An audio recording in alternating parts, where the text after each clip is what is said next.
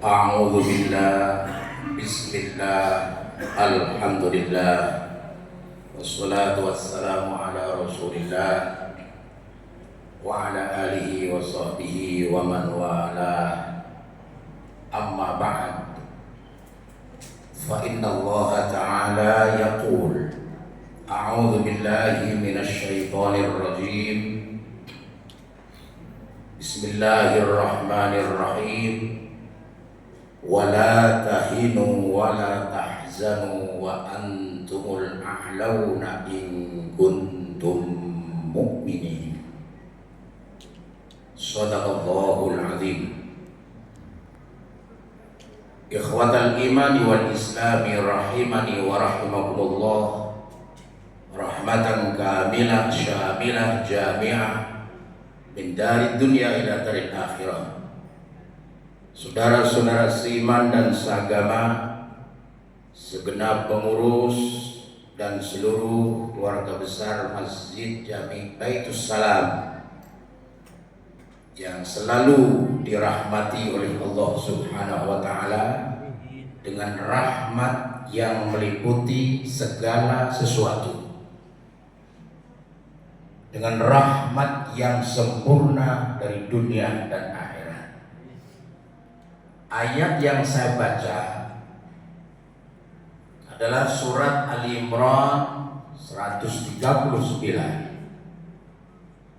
Ini ayat diturunkan oleh Allah sebagai pelipur lara, penurun duka, penyejuk pandang, penentram jiwa, penenang hati bagi Nabi dan sahabatnya serta pasukannya usai mengalami kekalahan dalam perang Uhud.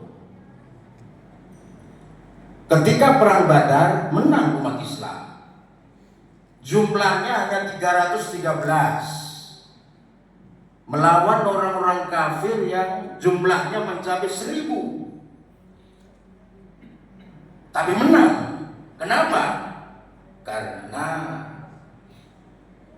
pasukan Nabi, para sahabat pada kompak semua mengikuti komandan,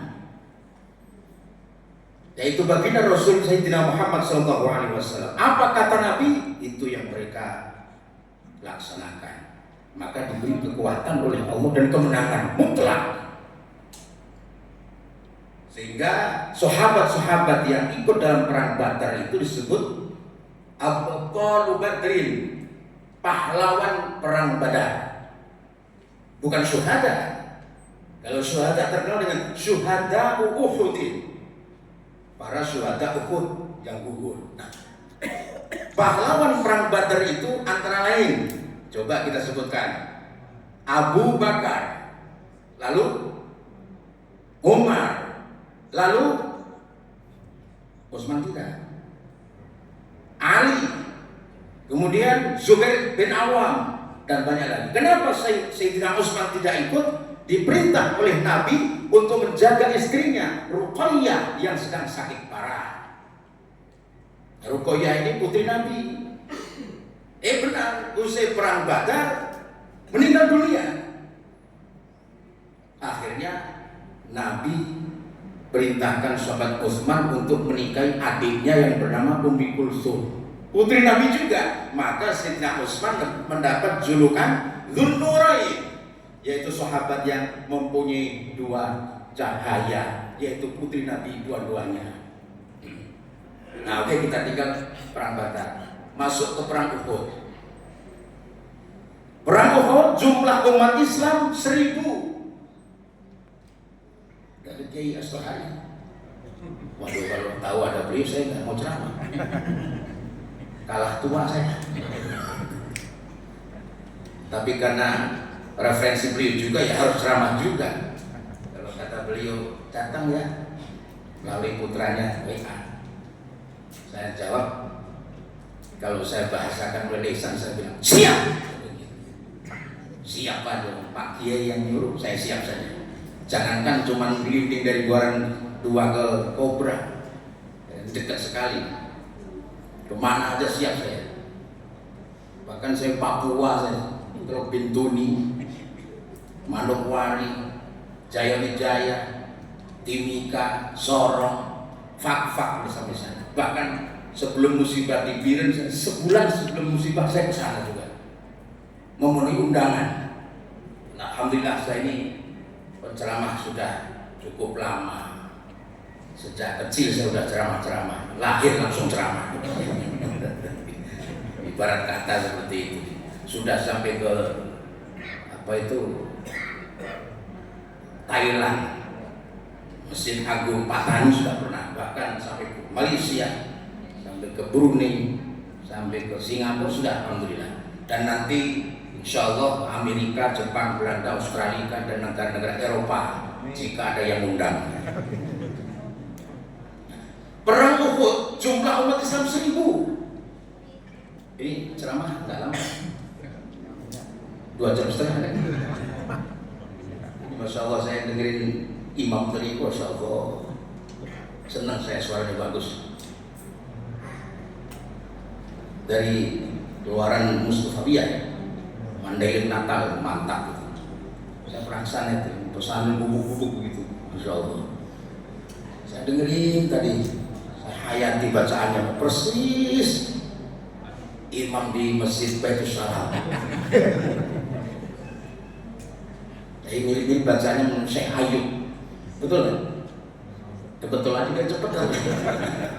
Syekh Muhammad Ayub Madinah bacanya.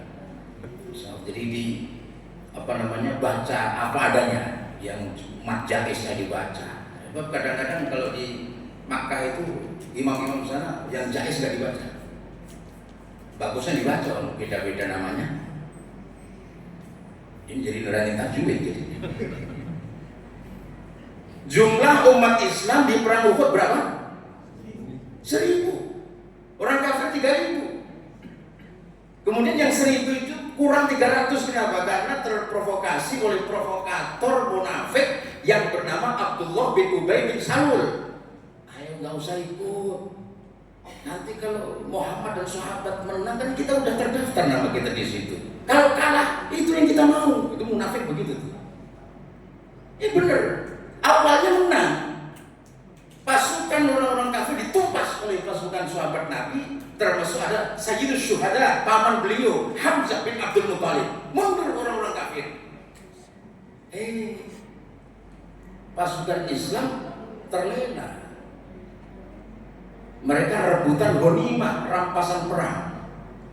Ada yang ngambil kuda, ada yang ngambil unta, ada yang ngambil bekal, ada yang ngambil senjata. Nggak tahunya orang kafir yang tadinya kalah turun, dan kemudian dari belakang gunung Uhud naik ke atas, dan dari atas kelompok umat Islam ditumpas sampai Nabi pun terluka. Dan akhirnya sahabat Hamzah bin Abdul Muthalib pun terbunuh di perang Uhud itu. Kalau kita sudah pernah ke sana, ada Maqbarah Syuhada Uhud yang 70 itu. Sudah pernah ke sana belum?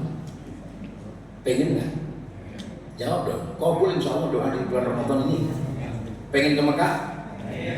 Pengen haji umrah? Pengen ke Madinah? Pengen ziarah Nabi? Pengen ke Syuhada Uhud? Udah daftar belum? Kapan berangkat? Daftar dulu. Tapi terluka. Sedih sekali. Singkat ceritanya, Nabi sedih, Nabi merenung, pun demikian sahabat. Turunlah surat Ali Imran 139, wala tahinu wala tahzanu wa antumul a'launa in kuntum mu'minin. Ini kalau nyebut-nyebut, kalau enggak. Jangan setengah nyebut setengah enggak, ini bikin repot malaikat kan ini. Nyebut enggak. Surat apa? Ayat 139. Wala tahinu, jangan merasa hina. Wala tahzanu, jangan sedih, jangan prihatin. Wa antumul a'launa, sedangkan kalian itu derajatnya paling tinggi, a'laun. dari a'la, a'launa, antum a'launa, kalian derajat paling tinggi